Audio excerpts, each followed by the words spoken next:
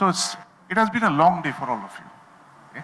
And it's not very easy to sit through presentation after presentation after presentation and get a data overload. Right? So let me throw some humor out there. This is a quiz. Okay? Without looking at your phone, without looking at Google, does anyone know? AVEVA people cannot answer this question. Does anyone know what is the full form of OSI pi? Please. OSI pi. Yes. Complete. Yes. No, I can tell the full form of pi. Okay. The full form of pi is process intelligence. Process intelligence. I would love to say it's the right answer, but it is not. Sorry. Plant intelligence. No, it is process information. And OSI? No, it's plant information. OSI. The full form of OSI is Oil Systems Incorporated. Not many people know this, but I thought I'll just throw it out there to wake up your brain cells after a long day. OSI Soft Pi was founded in 1980 by the gentleman whose picture you just saw, a true visionary. Okay? And I have never come across anyone who has commanded so much of respect from their customers. That is the extent to which he used to extend himself and his team in the service of deploying OSI Soft Pi products to their customers. And that's the reason why the OSI Soft Pi is such a strong brand name in the market today all over the world. Okay? So, first of all, as a vote of thanks, I'd like to thank Indian Chemical News for arranging this event. Much appreciated, Pravinji. I'd like to thank all the speakers, the panelists, all of you who have attended, our colleagues Irfan and Nitin from Schneider Electric. We also have some AVEVA partners here, and all the participants who have maintained your energy and enthusiasm through this long day. Thank you very much. Okay. Now, as you recap the day, we started the day with two presentations on the vision for chemical industry, okay, by Naveen from AVEVA and Irfan from Schneider Electric. And then we had two very, very important panel discussions. Okay. These panel discussions were a first-hand feedback and a perspective of senior leaders in the chemical industry, describing their first-hand experience on the challenges, the priorities, okay? And we focused on a wide range of discussion topics there, okay? Starting from how do we drive profitability, how do we reduce cost, how do we improve throughput, right to the last level of the detail about how do we do real-time data monitoring, simulation, optimization, etc. Okay? Both the panels were excellent, especially the second one where we debated a lot on ROI, okay? And there were some very interesting points of view there. Okay?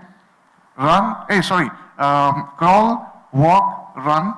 Don't try to look for millions of dollars in ROI from day one. Okay? All very, very important observations. And the most important thing is that these observations are, if you add up both the panels, it is something like around 300 man-years of experience that this audience has had the benefit of listening to. Okay? So this was a very valuable takeaway that we had today in terms of the panel sessions. Okay? The third is the presentations from LTTS and the AVEVA colleagues who talked about, the AVEVA colleagues talked about the solutions, the different solutions within the portfolio. You saw some real life experiences about how LTTS delivered some projects, okay, in asset intensive industries, including oil and gas. Okay. But coming down to and this is where, I think this is where, to maximize your return on the efforts that you have invested today, this is where your journey to the high maturity model starts. Okay? In panel 1, we discussed about low maturity, medium maturity, and high maturity. This is where the journey starts. And like Ashwin said, so every journey is going to be different. And the journey is not going to be easy. You can't flip a switch and say, I'm going to high maturity tomorrow. It's not going to happen. And in our experience, it's always a combination of three things: people, process, and technology. If any one is missing, the chances of success diminish. If two are missing, the chances of success diminish exponentially.